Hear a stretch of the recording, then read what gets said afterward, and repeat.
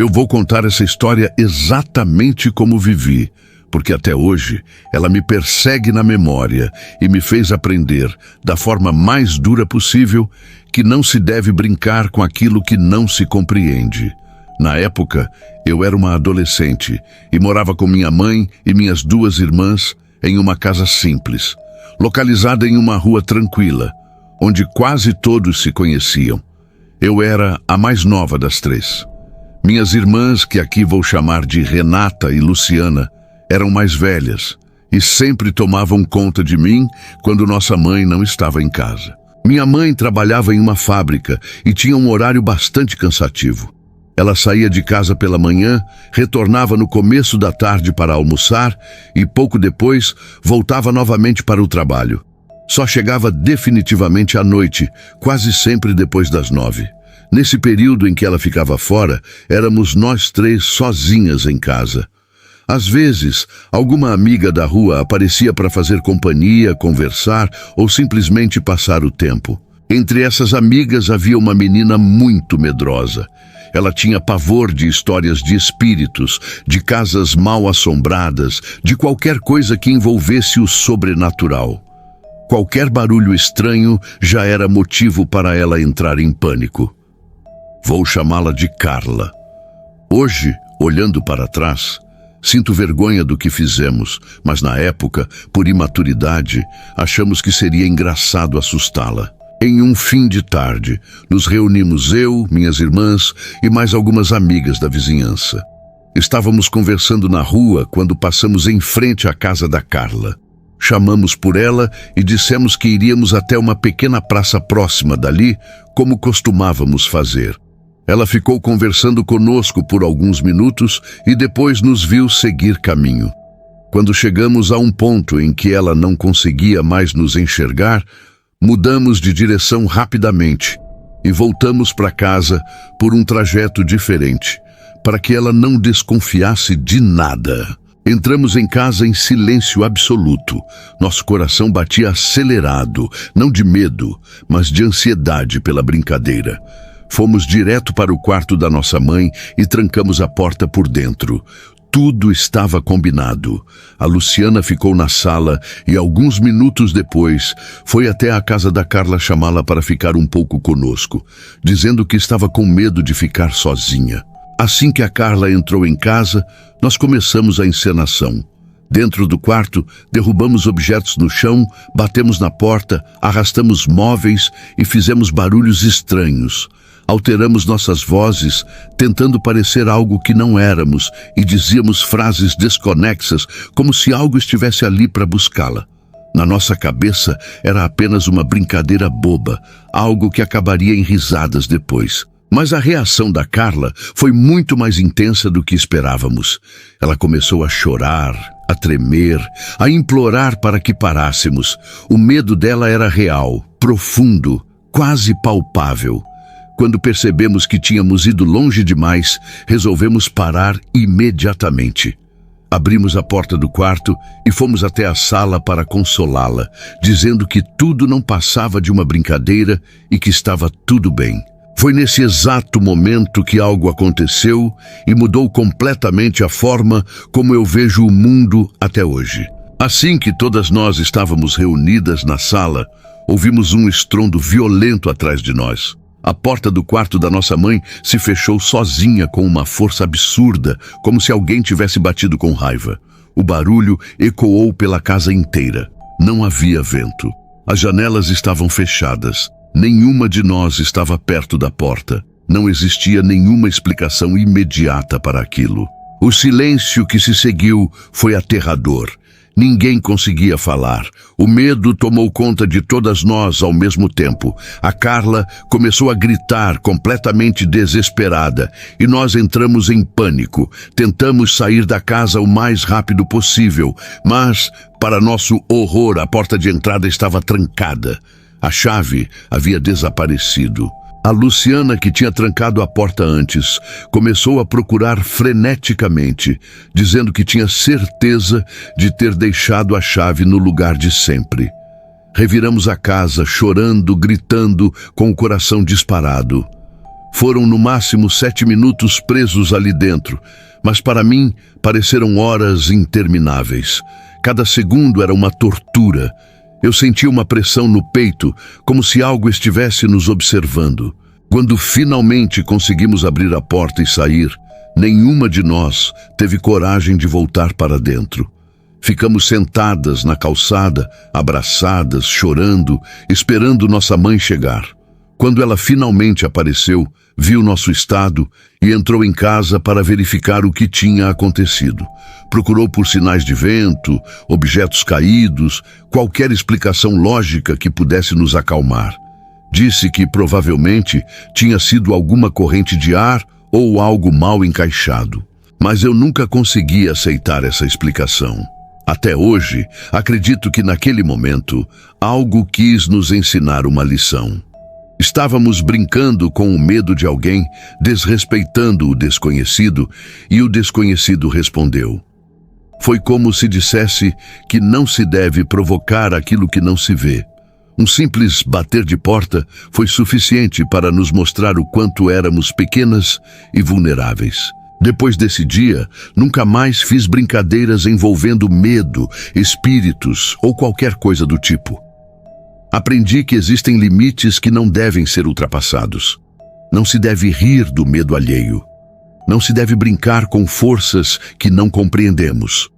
Algumas experiências não precisam de explicação científica para serem reais.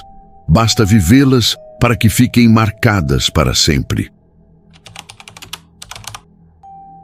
Hoje resolvi colocar em palavras um acontecimento que carrego comigo há anos, algo que nunca consegui esquecer por completo e que sempre retorna à minha mente quando a casa fica silenciosa e a noite parece mais longa do que o normal. Vou relatar tudo exatamente como vivi, mudando nomes e alguns detalhes para preservar as pessoas envolvidas, mas mantendo a essência do que aconteceu. Não conto isso para chamar atenção ou causar medo gratuito, mas porque certas experiências deixam marcas profundas e parecem exigir que sejam narradas, como se o simples ato de contar ajudasse a compreender o que jamais teve explicação. Na época, vou me chamar de Renata. Esse episódio aconteceu por volta do ano de 2017, quando eu ainda era adolescente. Meus pais eram separados havia alguns anos, e naquele período minha mãe já vivia com quem hoje é meu padrasto. Apesar da separação, a guarda legal era do meu pai, mas era comum que eu e minha irmã mais nova passássemos alguns dias da semana dormindo na casa da nossa mãe. Era algo natural para nós, parte da rotina, e nunca tinha sido motivo de preocupação. Naquele dia específico, eu e minha irmã, que aqui vou chamar de Camila, estávamos na casa da nossa mãe. Eu estudava no período da manhã, enquanto ela ficava o dia inteiro na escola.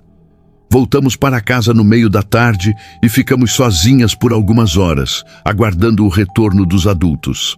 A casa era simples, silenciosa e até então transmitia uma sensação de normalidade. Desde que chegamos, algo começou a me incomodar. A Camila passou boa parte da tarde e do início da noite cantando repetidamente uma música que fazia referência direta a uma entidade espiritual bastante conhecida em certas crenças. Ela cantava em tom de deboche, rindo, zombando, repetindo os versos como se fosse apenas uma brincadeira sem importância. Aquilo ecoava pelos cômodos da casa, e quanto mais ela repetia, mais um desconforto estranho crescia dentro de mim. Em determinado momento, perguntei onde ela tinha aprendido aquela música. Ela respondeu que os colegas da escola haviam passado o dia inteiro cantando e que aquilo tinha ficado preso na cabeça dela.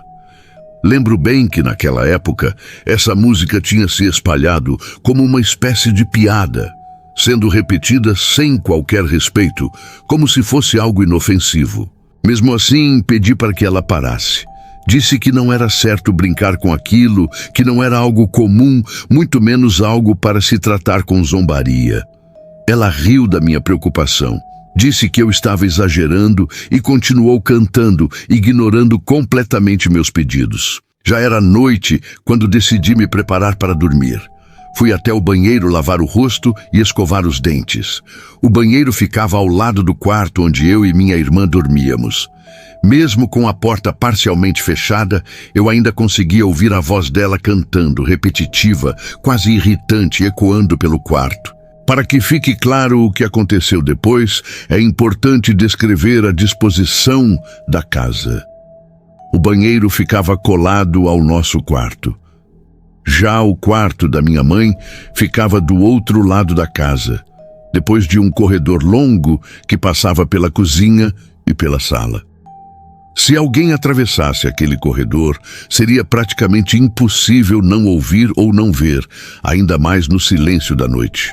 Enquanto escovava os dentes, me inclinei sobre a pia para cuspir a pasta. Quando me ergui novamente e olhei para o espelho, senti meu corpo inteiro paralisar. Refletida atrás de mim, estava uma silhueta alta, escura, completamente fora do comum. O que mais me marcou foram os olhos. 2 pontos vermelhos intensos brilhavam no meio da escuridão, fixos em mim como se me observassem atentamente. Era uma cena que parecia tirada de um filme de terror, tão absurda que por alguns segundos minha mente tentou encontrar uma explicação racional. Curiosamente, não senti medo imediato. Foi como se uma parte de mim já soubesse que aquilo não era algo comum, mas também não reagisse com pânico. Fiquei parada, encarando aquela figura pelo espelho por alguns instantes que pareceram longos demais. De repente, sem qualquer aviso, aquela silhueta se moveu. Num piscar de olhos, vi um vulto negro sair de trás de mim, passar pela porta do banheiro e seguir rapidamente pelo corredor em direção ao outro lado da casa. O movimento foi rápido, silencioso e completamente antinatural. Respirei fundo e, mesmo com o coração acelerado, criei coragem para sair do banheiro. Caminhei até o corredor escuro, tentando enxergar algo, qualquer coisa que explicasse o que eu tinha acabado de ver. Não havia ninguém, nenhum som, nenhum passo, nenhum sinal de presença, apenas o silêncio pesado da casa. A única coisa que ainda se ouvia era a voz da minha irmã cantando no quarto, como se nada tivesse acontecido. Foi então que senti uma mistura estranha de certeza e inquietação. Eu sabia no fundo que aquilo não tinha sido imaginação. Voltei até a porta do quarto e resolvi falar com ela. Chamei seu nome em tom sério. Ela respondeu, um pouco irritada. Então contei que tinha visto um vulto preto atravessando o corredor em direção ao outro lado da casa. No início, ela achou que eu estava brincando e pediu para eu parar. Repeti tudo com firmeza, dizendo que não era brincadeira e que tinha visto algo real. A reação dela mudou instantaneamente. O riso desapareceu e o medo tomou conta. Ela começou a chorar, dizendo que aquilo só podia ser consequência da música que estava cantando. Disse que tínhamos mexido com algo sério e que precisávamos pedir perdão. Sentamos juntas na cama, tremendo. Mesmo achando tudo surreal, concordei em orar com ela.